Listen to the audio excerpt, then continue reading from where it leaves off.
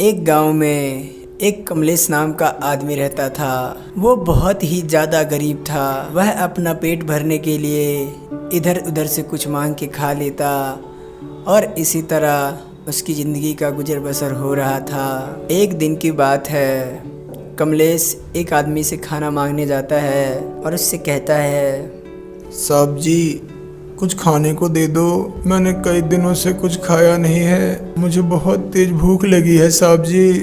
अरे ओ भीख मंगे, मेरे पास कुछ नहीं है खाने को देने के लिए। जा दूर हो जा यहाँ से। गंदे लोग पता नहीं कहाँ से भीख मांगने चले आते हैं। कमलेश को ये बात सुन के बहुत बुरा लगता है, लेकिन बेचारा वो कर भी क्या सकता था। वो फिर उससे कहता है, साहब जी, इस गरीब को आप अगर कुछ खिला दोगे तो आपका बहुत भला होगा। आपका व्यापार और बड़ा होगा। आपकी बीवी बच्चे बहुत खुश रहेंगे। अबे चल भिख मंगे, तेरे कहने से होता है क्या? काम करना पड़ता है, मेहनत करनी पड़ती है, तब जाके पैसे बनते हैं। तेरे जैसे भीख मांगने से पैसे नहीं बनते। अपनी एक काली कलूटी शक्ल लेके मेरे से दूर हो जा, वरना अभी पुलिस बुला दूंगा। नहीं नहीं साहब जी, पुलिस मत बुलाइए, मैं यहाँ से चला जा रहा हूँ। इतनी रिक्वेस्ट करने के बाद वो आदमी उसको कुछ नहीं देता।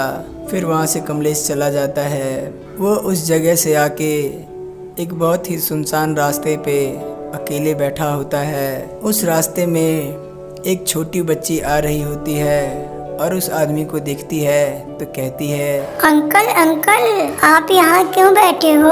आपको भूख लगी है क्या अंकल? कमलेश उसकी तरफ मुस्कुराते हुए देखता है और कहता है, हाँ बेटा, मुझे बहुत तेज भूख लगी है, पर ना मेरे पास खाना है और ना मेरे पास कोई काम है कि मैं पैसे कमा के और अपने लिए खाना खरीद सकूं, खा सकूं। फिर वो छोटी बच्ची कमलेश से कहती है, अंकल अंकल, मेरे पापा मुर्गे पालने का काम करते हैं। अगर आप कहो तो मैं उनसे बात करूँगी और आप उन्हीं के पास काम कर लेना और मेरे पापा आपको कुछ खाने को देंगे और पैसे भी दे देंगे। कमलेश उस छोटी बच्ची को देख के मन ही मन कहता है, शायद ये बच्ची भगवान का रूप है। ये जैसा जैसा कहेगी मैं वैसा वैसा जरूर करूँगा। इसके बाद कमलेश उसे हाँ कह देता है और उसके साथ चला जाता है। कमलेश उस लड़की के घर के दरवाजे पे पहुंचता है। वहां देखता है कि बहुत सारे मुर्गे और मुर्गियां इधर उधर घूम रहे हैं।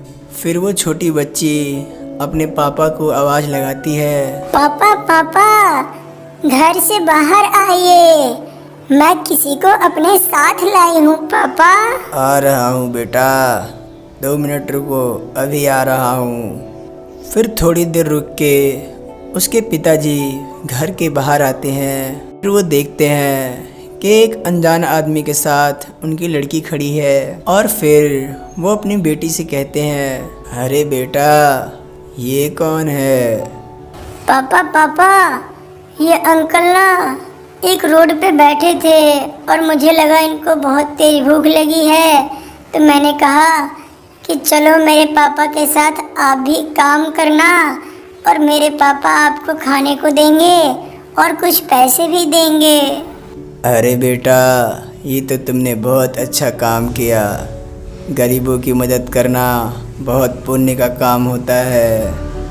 मैं इनको अपने यहाँ ज़रूर काम पे रखूँगा और इनको पैसे भी दूँगा, खाने को भी दूँगा।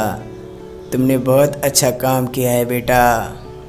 फिर वो छोटी बच्ची और उसके पापा कमलेश को अपने घर में लेके जाते हैं।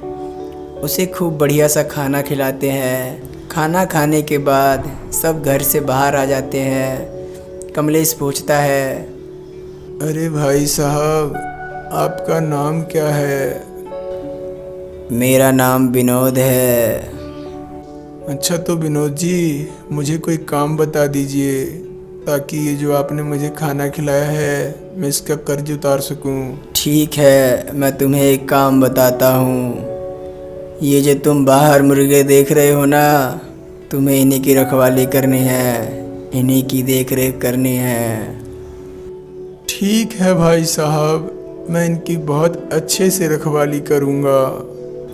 सब ठीक ठाक चल रहा था कि एक दिन की बात है। अरे यार, यहाँ से मुर्गे तो गायब होते नहीं हैं और ना कोई चोर आता है। क्यों ना मैं थोड़ी देर सो जाऊँ आज। ऐसा कह के कमलेश वहाँ थोड़ी देर सो जाता है और जैसे ही कमलेश सोता है वहाँ एक चुड़ैल उड़ते उड़ते आती है और एक मुर्गा उठा के लेके चली जाती है। कुछ समय बाद वहाँ विनोद आता है और कमलेश से कहता है, अरे भाई कमलेश, तुम्हें यहाँ सोने को रखा है या मुर्गे देखने को?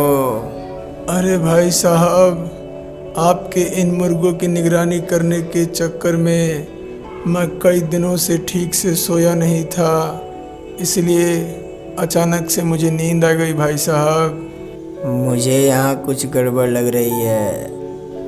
नहीं भाई साहब, यहाँ कुछ गड़बड़ नहीं है। ठीक है कमलेश, इन मुर्गों का ध्यान रखना।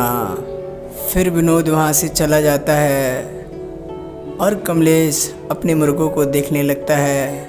उसे लगता है कि शायद एक मुर्गा इनमें से कम है और कमलेश सोचता है, शायद जब मैं सोया था तो किसी ने एक मुर्गा यहाँ से चुरा लिया है। कमलेश बहुत घबरा जाता है और सोचता है कि अगर ये बात विनोद जी को पता चली तो वो मुझे अपने घर में से निकाल देंगे और मैं फिर खाने के लिए दर बदर भटकूंगा। और कमलेश उस चोर को पकड़ने की ठान लेता है। अगले दिन कमलेश चुपचाप एक जगह छुप जाता है और देखता है कि एक चुड़ैल आती है और उसका मुर्गा उठा के लेके चली जाती है। कमलेश सोचता है, ऐसे तो ये चुड़ैल रोज़ एक मुर्गा उठा के लेके चली जाएगी और वो बच्ची और उसके पापा सोचेंगे कि ये सारे मुर्गे मैंने चोरी करवाए हैं और किए हैं। अब मैं क्या करूं? अगले दिन जब वो चुड़ैल मुर्गा चुराने आती है तो कमलेश उसके सामने जाके कहता है, ओ चुड़ैल, इन मुर्गों को मत ले जाओ। इनके मालिक ने मुझे इनकी रखवाली करने का आदेश दिया है। अगर तुम इन्हें लेके चली जाओगी तो मेरा मालिक मुझे खाना नहीं देगा चुड़ैल। चुड़ैल उसकी बात नहीं मानती और कहती है, ये तुम्हारी प्रॉब्लम है। मुझे भूख लगी है तो मैं खाना नहीं खाऊंगी क्या? इतना कह के वह चुड़ैल वहाँ से उस मुर्गी को लेके चली जाती है। फिर कमलेश भगवान से कहता है, हे भगवान, ये चुड़ैल तो मान ही नहीं रही है। अब मैं क्या करूं? आप ही कुछ बताओ। फिर कमलेश को आसमान से एक आवाज़ आती है, ये जो पोटला हम तुम्हें भेज रहे हैं, ये पोटला तुम उस चुड़ैल को दे देना जब वो तुम्हारे पास आएगी। और फिर वो आवाज़ बंद हो जाती है। कमलेश वो पोटला लेके अपने पास रख लेता है और फिर अगले दिन जब वो चुड़ैल वहाँ फिर मुर्गा चोरी करने आती है, कमलेश एक हाथ में पोटला लेके वहीं खड़ा हो जाता है। कमलेश, क्या कर रहे हो कमलेश? आज मैं फिर तुम्हारे मुर्गे लेके जाऊंगी और तुम कुछ नहीं कर पाओगे। मैं तुम्हें आज रोकूंगा नहीं। आज तो मैं तुम्हारे लिए एक मसाला भी लाया हूँ। जब तुम मुर्गे खाओगी तो ये मसाला लगा के खाना, तुम्हें बहुत स्वाद आएगा। लाओ लाओ, दो मुझे ये मसाला, मैं इसे लेके जाऊंगी और खाऊंगी। वो पोटला लेके चुड़ैल वहाँ से चली जाती है और चुड़ैल एक जंगल में पहुँचती है उस मुर्गे और पोटले के साथ। और जैसे ही वो पोटला वो चुड़ैल खोलती है, उस पोटले में से एक आदमी निकल के आता है और बाहर खड़ा हो जाता है। तूने कमलेश जैसे गरीब को बहुत परेशान किया है चुड़ैल। तू एक नंबर की चोरनी है। आज के बाद तो किसी का कुछ चुरा नहीं पाएगी।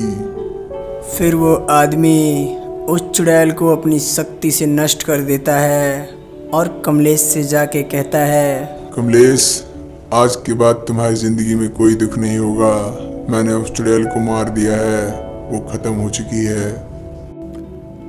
आपने मेरे ऊपर बहुत बड़ा एहसान किया है। आप कौन हैं? मैं इस दुनिया के सारे गरीबों का दोस्त हूँ कमलेश। तुम भी मुझे अपना दोस्त समझना। जब भी तुम्हें मेरी जरूरत होगी बस मुझे एक बार याद कर लेना, मैं तुम्हारे पास चला आऊँगा। अगले दिन कमलेश ये सारी बात जाके उस लड़की को और उसके पापा को बता देता है। उसके पापा बहुत गुस्सा होते हैं और कहते हैं, अगर ऐसी बात थी कमलेश तो तुमने हमसे क्यों नहीं बताया? साहब, मुझे लगा कि आप लोगों को जब पता चलेगा कि मेरे रहते यहाँ से मुर्गे गायब हो जा रहे हैं तो आप मुझे यहाँ से भगा दोगे। फिर मुझे कुछ खाने को नहीं मिलता और मैं फिर इधर उधर भटकने लगता, इसीलिए मैंने आपसे कुछ बताया नहीं। चलो कोई बात नहीं, जो हुआ सो भूल जाओ। अब इन मुर्गों की निगरानी तुम अच्छे से करना और कोई दिक्कत होगी तो पहले मेरे से बताना। कमलेश कहता है, ठीक है साहब, अब सबसे पहले मैं आपसे बताऊंगा। और फिर सब पहले की तरह नॉर्मल हो जाता है।